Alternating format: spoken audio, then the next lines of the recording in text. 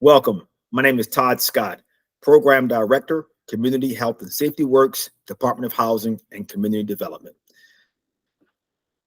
Today's presentation, we will talk about this particular category, cameras and lighting related to safety services for your communities for the fiscal year 2024 Department of Housing and Community Development. The agenda of this training will focus on cameras and lighting and related safety services.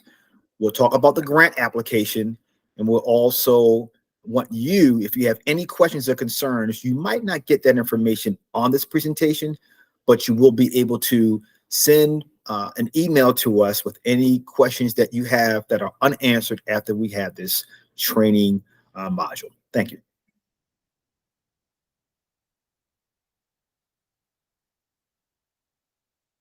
You can visit our Community Health and Safety Works landing page. It stays updated.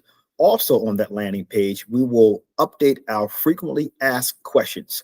So each question that we get that you need an answer to, we will give you an answer, but we will also take that question and add it to our page with an answer so that someone else might have that same question, and we'll have all questions and answers for everyone to be able to share, so no one will have an advantage over another party.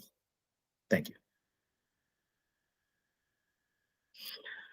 As you know, the application is open in our one-stop portal. It opened March 21st, and the closing date, pay close attention to the closing date, is April 25th at 11:59. What does that mean? What that means is you want to have the application ready, and you don't want to have or wait until April 25th at 11:58, knowing that it's closing at 11:59 p.m. So get your application in early. If you have any questions, get your questions in early so that you won't have any problems and you'll meet that deadline of April 25th at 11:59. June 2024 awards will be announced. So in order to be in that position to be awarded or to be considered, please have your applications in timely.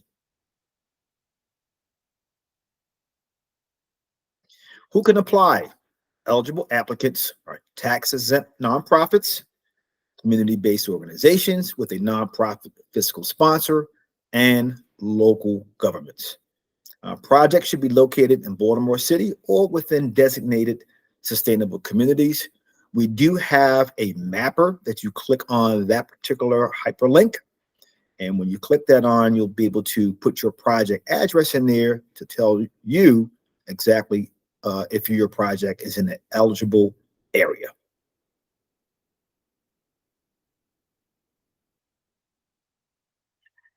Applications in the following categories are open: community placemaking, environmental health and justice, and of course, we're talking today about cameras, lighting, and related safety services.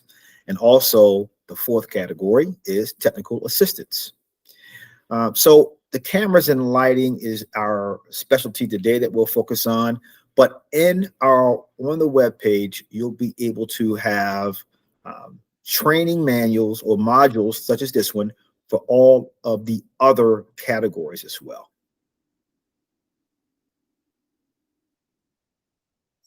Cameras, lighting, and safety-related services. What does that mean? We'll talk about it now. Cameras and lighting services, the grants will go from $35,000 or range from $35,000 up to $100,000. And these are projects that will enhance your community through lighting, through different types of camera surveillance strategies. And you'll see in each of these slides the variations that each community has for their lighting. Why lighting? Well, lighting helps because it increases or decreases crime in areas that are highly lit. And you can also, the lighting does enhance the look of an area as well. And then again, other safety features as well, camera surveillance. So we'll talk more about that. Yeah, here's another example, which the slide we saw previously was a well lit street. This is another community that had a different option, which is really neat. And also, the community comes together. They join in on the different types of variations, how they want their street to look. But again, lighting does help and decreases and deters crime when you have well lit areas. Here's another area. This is in Have the Grace, well lit area, and they decided also to light their trees. And you can see an alleyway there as well that's lit. So again, it's just whatever you believe is from a community perspective that will help uh, enhance the area and also add value to an area that's dark and that needs to have some lighting, needs to have some cameras. These are different examples. We want you to find out who owns that target site. You might own it and you know it, that's fine. But if you're not sure, go to the SDAT link to find out who owns the project. If your project is located on land owned by Baltimore City Parks and Recreation, you must submit a required form and have approval by the application deadline.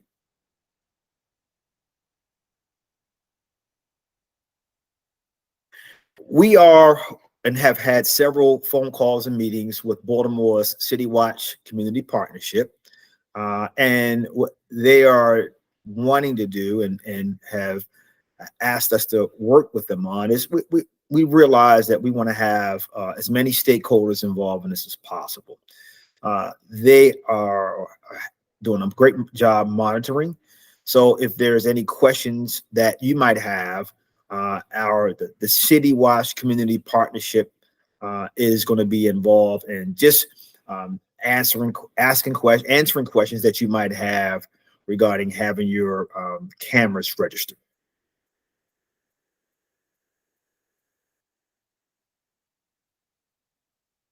City Watch cameras. Communities who are interested in applying for a City Watch camera. Um, Again, there's a contact there. You would contact via email, but don't call. But again, these are questions that you might have regarding the partnership with Baltimore City Watch. But I would suggest that you send an email to the contact person there, who we've been talking to a lot regarding um, this project, because we want to, again, all stakeholders to be involved. And the more people are involved, it takes a lot of guesswork from each of the communities to figure out what cameras, how, where to place them. But we want to have as many stakeholders as possible to help you make the best decisions through this application process. And if and hopefully you are awarded funds for the Community Safety Works program. Things to consider. Take time, understand target locations. Very important. You want, if you're putting up lights, you're putting up cameras, you want to make sure that you're putting them up in the right place. You want to make sure that you have required electrical equipment or the right wiring in place. Camera projects, you want to make sure you have the right monitoring in place. So, insurance. You don't want to put cameras up for the sake of it, but you want to make sure that you've done your due diligence and use as many stakeholders as possible to make the best decisions to make sure that this project works for you. We're looking forward to hearing great outcomes, and we've had heard and seen great outcomes from fiscal year 22 and 23. You want to have more great outcomes in fiscal year 24. But we want you to be able to work and learn from mistakes, learn from ones that worked. And so that's why we're all working together to make sure that this is probably the biggest and best Community Health and Safety Works program in fiscal year 24.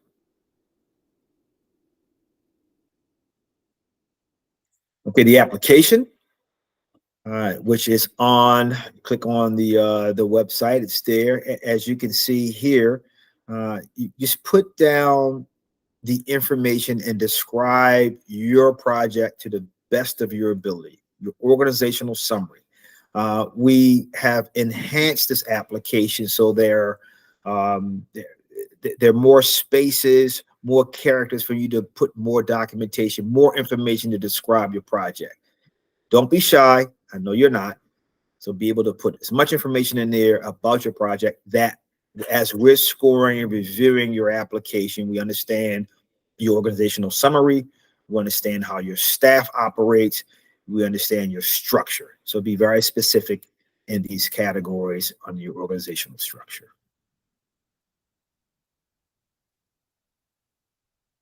Yeah. Describe your community.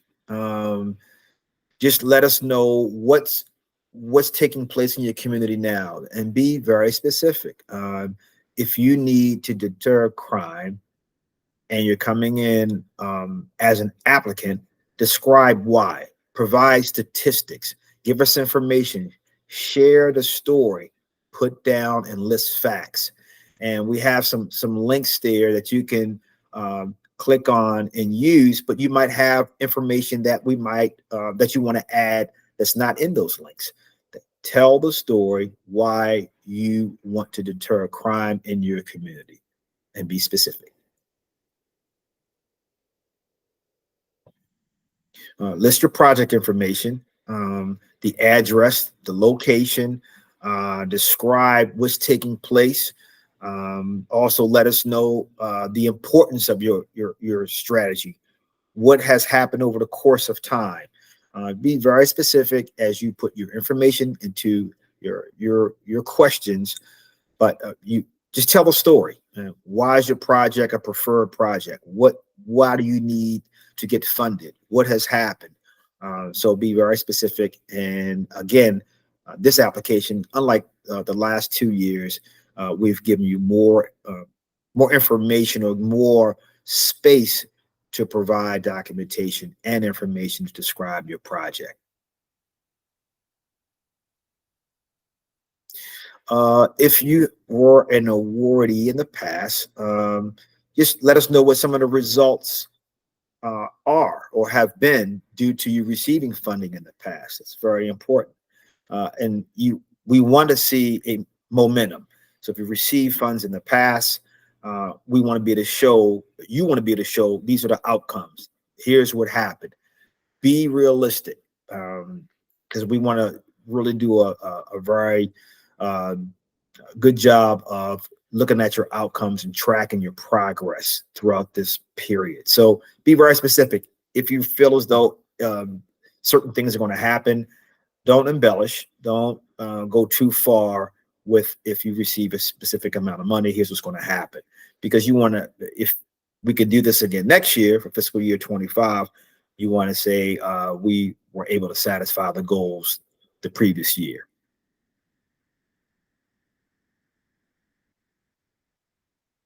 Project engagement. As much of the community that's going to be involved in this project, list your partners. And we provided you information to be very specific about that. Who's involved? Who's going to be involved? Is this a new project? Explain how the community members will be involved in shaping the project. So, make it so that there are, the stakeholders that are in the community are involved in this project. But again, just be realistic and give us information, list that in the application. If needed, DHCD will offer technical assistance to awardees. So if you are needing assistance and you are awarded, we'll make sure we match you with a technical assistance provider.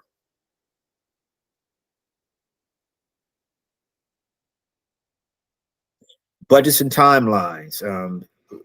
The budget category will enlist the individual items, line items, and the dollar amounts. So, for an example, If the project is, $50,000, 40,000 is for lights, list that particular item, 40,000 lights, another $5,000 for another line item, but be very specific and break down each line item category. The reason why is because if you are awarded the funds and we ask for progress reports, and the progress reports, the dollar amounts don't line up to this budget, then we're going to be asking questions, and we want to kind of avoid that. So be specific, individual line items, put them the dollar amounts per line item, and it should equal the amount of what your request is for.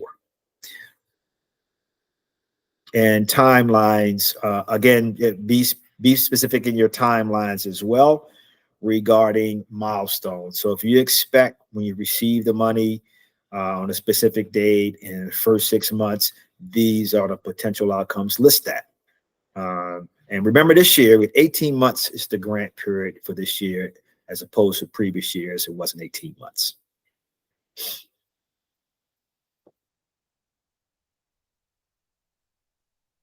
All right, any questions? Again, I stated earlier, this is the email address, dhcd.communitysafety.maryland.gov. Assisting me today, working with me, my team member, Eric Borchers. You don't see him, but he's behind the scenes working the slides. Thank you, Eric. I appreciate that. And but that's where you send your questions to. And when we get those questions, we'll respond. If it's something that we believe that is being asked by several people or others, we'll share your question. We won't say it's coming from you, but we'll take that question, we'll add it to our frequently asked question list, and we'll share that and post that on our website for everybody else to see. So we thank you for that.